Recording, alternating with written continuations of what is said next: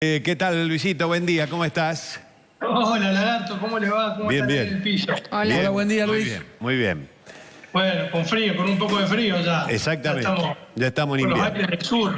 Exactamente. Bueno, Lagui, te cuento y hoy te propongo que salgamos un poco de los temas de coyuntura nacional y provincial y nos asomemos un poquito a lo que está pasando con una de las supuestas democracias más consolidadas del mundo, que por estos días está teniendo algunos ruidos importantes, no tanto, digamos, en términos institucionales, porque eso Estados Unidos, que es del país que estamos hablando y de la democracia que estamos hablando, ha demostrado muchas veces que ha logrado resolver temas desde ese punto de vista. Sí, desde el punto de vista social, que me parece que es la gran novedad para un gobierno como Estados Unidos, y que obviamente tiene repercusiones políticas y que esto se va de alguna manera a proyectar en el escenario electoral que va a tener su fecha en noviembre. La primera semana de noviembre tendremos elecciones en Estados Unidos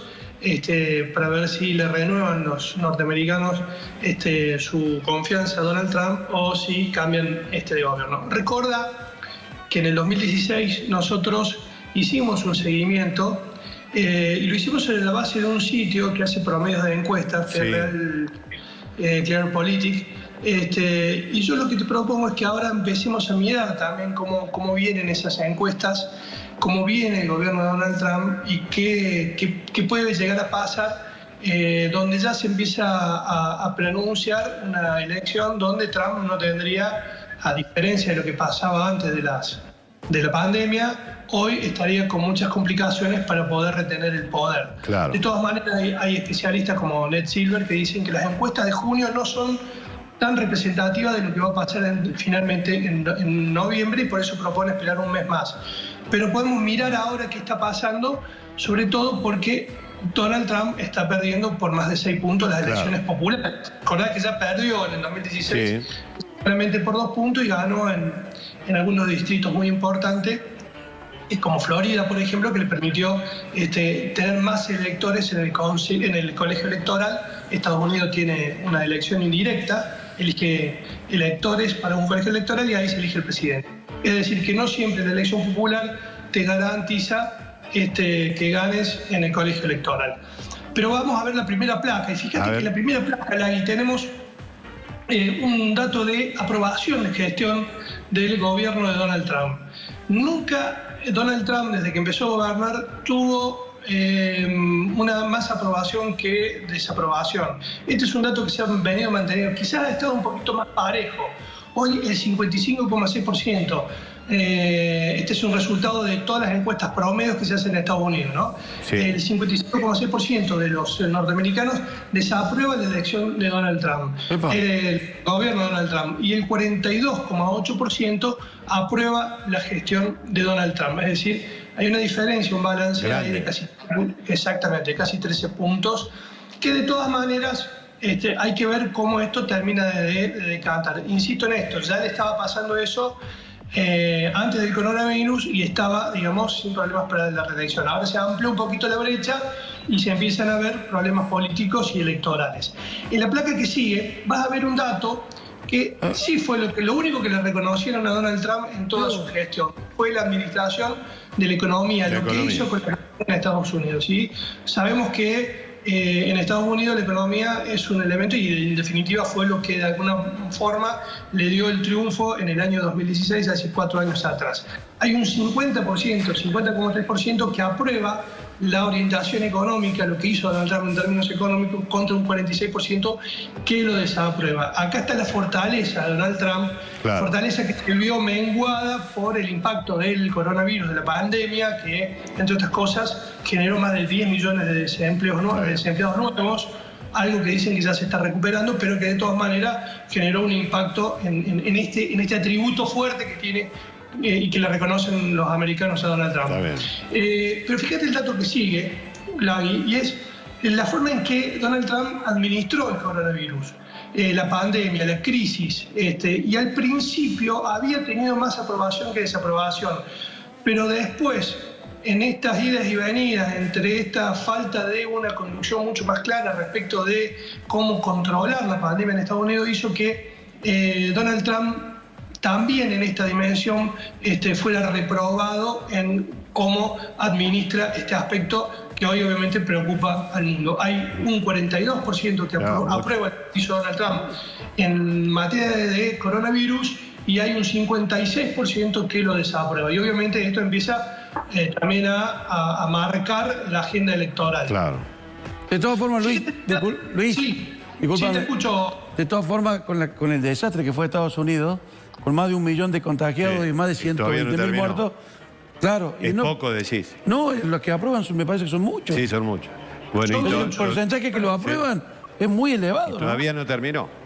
Eso quizás está hablando de la importancia que hoy, como pasa en la Argentina, tiene el tema económico sobre la pandemia también, ¿no? Exacto. Es decir, estas dos agendas que han ido de la mano se han tensado en algún momento y que muchos no le han encontrado la vuelta o no es factible encontrarle la vuelta, porque obviamente son dos cuestiones de naturaleza distinta, ha hecho que en muchos lugares hayan corrido por carriles diferentes y obviamente estén sopesando los éxitos o el fracaso de los gobiernos, ¿no? Seguro. De todas maneras, y esta placa que sigue, Vaca, Lagarto, es la que de alguna manera es la más política de todas, es la que termina sintetizando de alguna manera cómo se representan los norteamericanos con el gobierno de Donald Trump. Y es la orientación política que tiene hoy el gobierno de Estados Unidos, la orientación del país completamente. Claro. Y hay casi un 7 de cada 10 desaprueba la orientación política que tiene,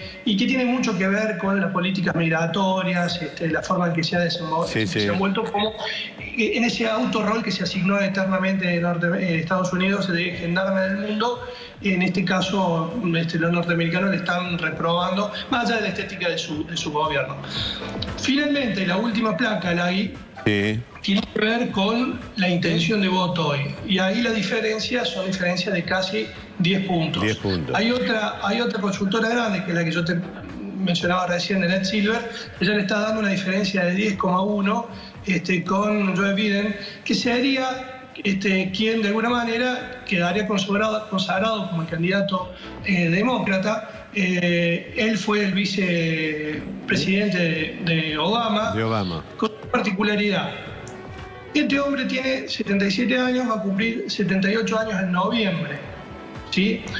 Donald Trump tiene 74, es decir, la democracia más consolidada se va a dirimir entre hombres mayores. De mucha experiencia, uno en el ámbito económico fundamentalmente y del poder, que es Donald Trump, y otro, alguien que es del establishment político, porque es senador nacional desde el año 77. Claro. Hace 36 años que Biden vive de la política.